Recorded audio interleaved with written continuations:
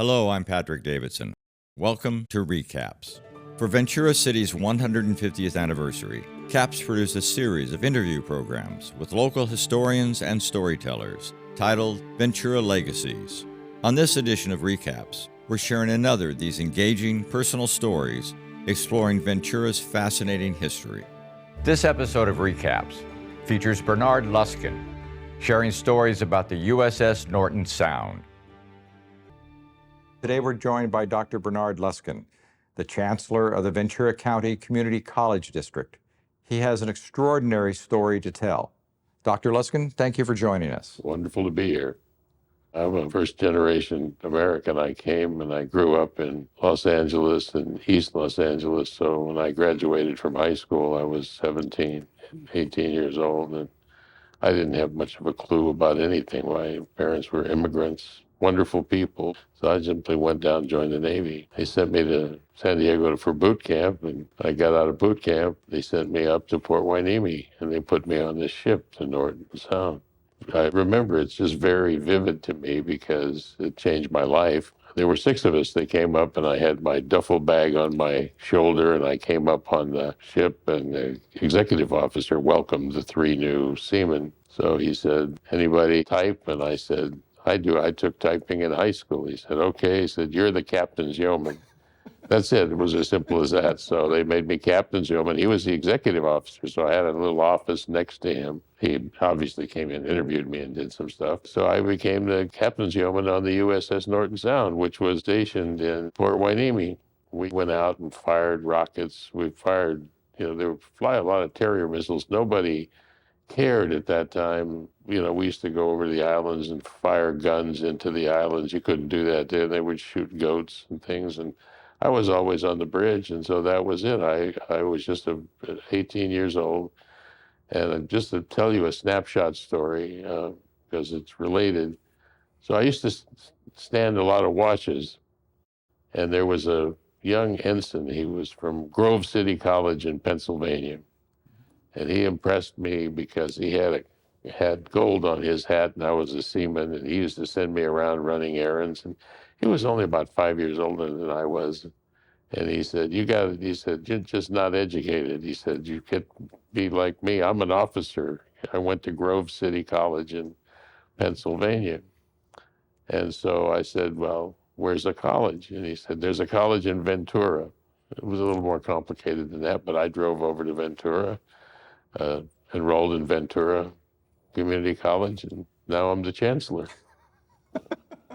That's the story.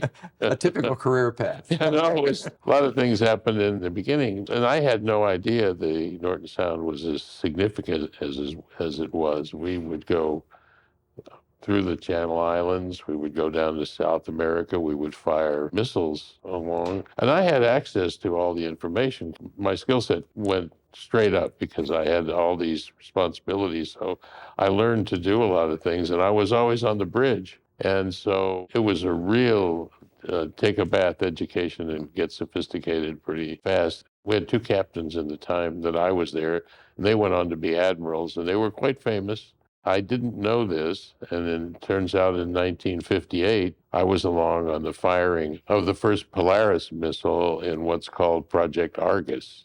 Turns out that Project Argus was the firing of the first nuclear warheads ever from a ship at sea. And the way it came around, they put a whole fleet of ships to go down to South America, and the Norton Sound was the centerpiece in the ship. It was a seaplane tender in World War II. It had been built in 1944. It was called AV-11. And then because it was World War II, they armed it with guns, and they sent it out, had about 150 missions, and shot down a number of kamikaze planes. So the ship itself won a lot of battle stars in those days. In 1951, they were beginning to get rockets and missiles working. So they converted it from AV-11 to AVM-1, Aviation Missile Ship Number 1. It's like the Merrimack. I mean, it's one of the great unfortunate things that has happened is that about 10 years ago, they decommissioned it and they made tin soup cans out of it. It's just a tragedy because otherwise it would be a museum in Port Hueneme Harbor, just like the Midway. because it was the absolute first guided missile ship in the United States. So we used to fire these missiles all the time, and I had a special place there because I was captain's yeoman, and my job was to follow the skipper around, and he would give an order, and I would repeat it. So I learned a lot of things just following around there. And in 1958, they had launched Sputnik. They put the first satellite in stationary orbit, and they had these early nuclear warheads. We had been firing carrier missiles to perfect rocket warfare techniques. And so we went down to South America and fired up to the north. There were 4 missiles, in the particular most legendary firing. So they fired the first 3 missiles, and they blew up in the air, and we would shoot the pieces out of the air with the guns. And the 4th missile went out about 300 miles. And it really, before it started to circle the Earth, and it got caught up in the Van Allen radiation belt. So they discovered the cosmic radiation belt around the world. That was this discovery of that. And so all the defense systems and everything have really come from that particular situation. So it turns out that one of the most significant events happening in naval history, and they called it the most dangerous firing in the history of nuclear weapons, was in 1958 when they fired these missiles down in South America. I was on the bridge watching everything that was going on. It was kind of funny because I wasn't brave. I was just ignorant, because I was standing on the bridge, and these officers, a lot of them knew what was sort of happening, and they would fire these missiles up, and these guys would hide behind the bulkheads and I'm standing there with my earphones on, looking around. And so it was really quite an experience. Thought about it for years after, so that's the story. At the time, did you have any sense of history, or was it just that's what you were doing? No, it was my job. I didn't have any real sense of history. I didn't know that everybody wasn't firing missiles. They would fly drones over. We'd shoot them out of the air. Sometimes they were unreliable at that time. So they'd turn on the ship, and we had guns, and we shot them down. And no, I thought it was more like a giant real-life video game. Although there weren't video games in those days, but I really didn't have any sense of it. I thought that was just what you did, and it was my job. And then I got out of the Navy, and I just had a career and went on. And I didn't realize a lot of this until just a couple of years ago, when all these materials began to be reclassified, and I realized what had happened. So at the time, they obviously were declassified. They were classified at the time, Yeah. but you didn't know. Like you say, you were inside the bubble. Oh, I understood what was happening. I knew it was nuclear weapons. I knew it was firings. I had some information passed through my hands. And in this report that they did a video report. The admiral in charge of the tests down there did a 45-minute summary video report for Congress.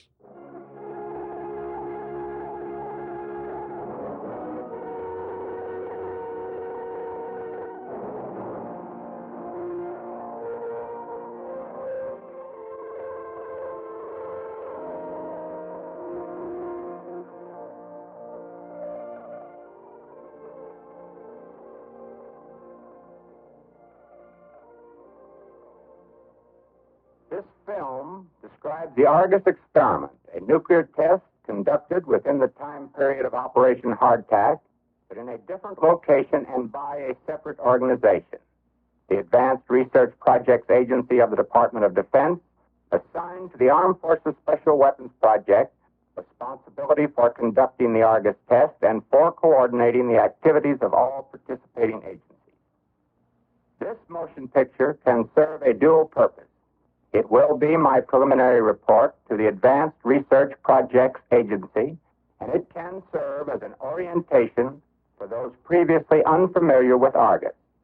For this reason, the report includes a discussion. He described all of that, as well but we all just did our jobs, and they said in there the crews really didn't understand what was going on. They knew it was firing, they knew it was weaponry, but we had no idea of the significance.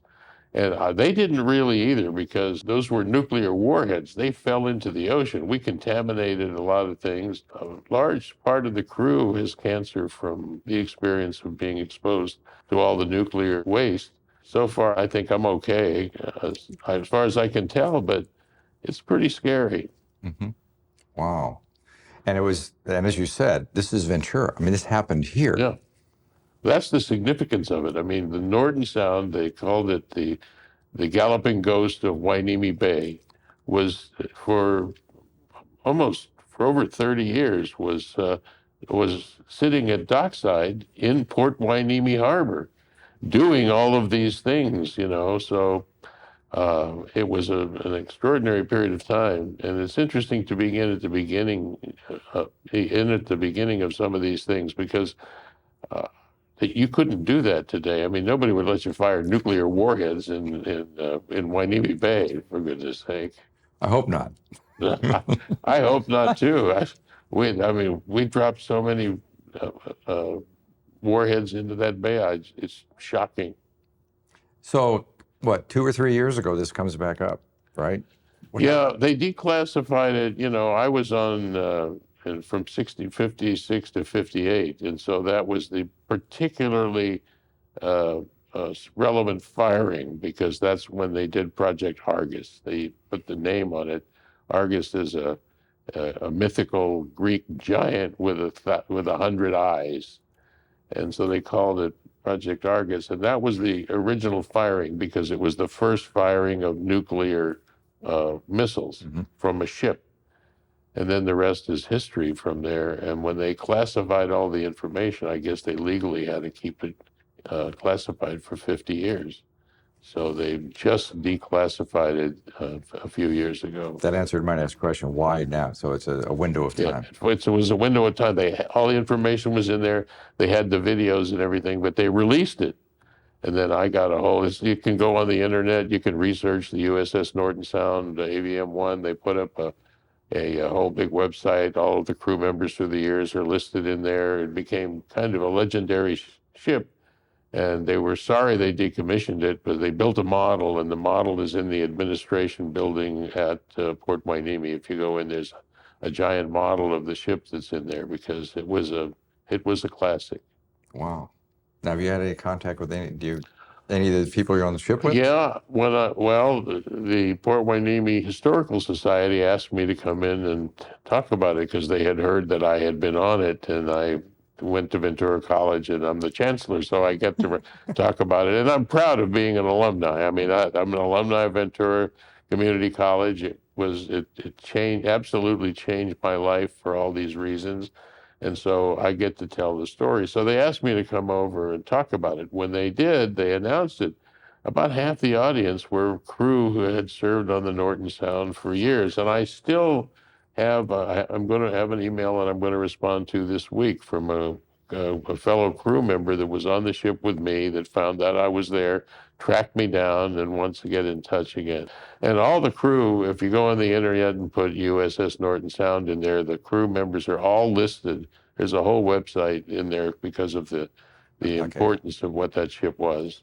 Well, it's an amazing story. Thank you for joining us. Thank you for joining us. We'll see you next time for another Ventura Legacies program.